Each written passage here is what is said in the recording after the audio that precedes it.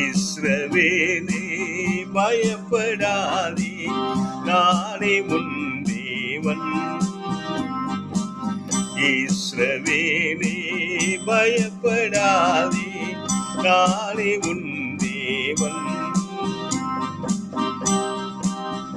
வழியோ சத்தியமோ ஜீவனோ நானே, உன்னை நானே தெரிந்து கொண்டேனே மகனே, மகனே.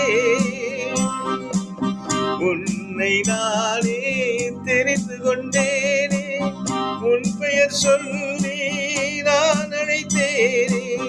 ஒருபோதும் உன்னை கைவிட மாட்டேன், கைவிட மாட்டேன். வழியும் சத்தியமோ ஜீவனோ நானே. இஸ்ரவேலே பயப்படாதே, நானே உன் தேவன். ஆமென். கர்த்தர் சொல்லுகிறார், அவரே உங்கள் தெய்வம். உங்கள் கண்ணீரை மாற்றுவார், கலக்கங்களை மாற்றுவார், யாதையை மாற்றுவார், வேதனையை மாற்றுவார். இஸ்ரவேலே பயப்படாதே, நீர் ஆசீர்வதிக்கப்பட்டவன். அன்பு சகோதரி, நீ ஆசீர்வதிக்கப்பட்ட சகோதரி.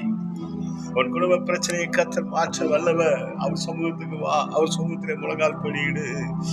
உன்னை தாயின் கருவிலே தெரிந்து கொண்ட தேவன் உன்னை கைவிட மாட்டார். ஹல்லேலூயா, ஹல்லேலூயா. கர்த்தரோடு இருக்கிற தேவன், கர்த்தர் உன் கையை பிடித்திருக்கிற தேவன், உன் பிரச்சனைகளை அறிந்திருக்கிற தேவன், உன் பிரச்சனைகளிலிருந்து உன்னை விடுவிக்கிற தேவன், உன் போராட்டத்தை மாற்றுகிற தேவன். அவர் வல்லமையின் தேவன், அவர் வரங்களை தருகிற தேவன்.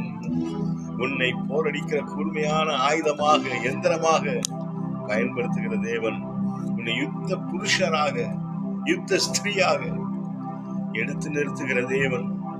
தோள் நிமிர்ந்து தலை உயர்த்தி முகத்தை நிமிர்த்தி தேவனை நோக்கி ராயல் செல்யூட் பண்ணும்படியான ஒரு வெற்றியின் போர்படை தளபதியாய் கர்த்தரை ஆசீர்வதிக்க விரும்புகிறார். கர்த்தர் உன் கரத்தை பிடித்திருந்தால் சத்துரு உன்னை தொட முடியாது. இந்த வேலையில ஒப்புக்கொடு. அப்பா, என் கரங்களை பிடிங்க, இந்த ராஜ்யத்தை கட்ட என்னை பயன்படுத்துங்க, போராயுதமாய் பயன்படுத்துங்க.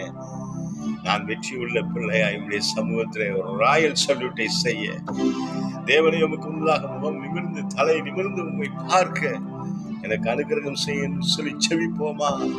இதோ கர்த்தர் உங்களை ஆசீர்வதிக்கிறார். ஆமென்.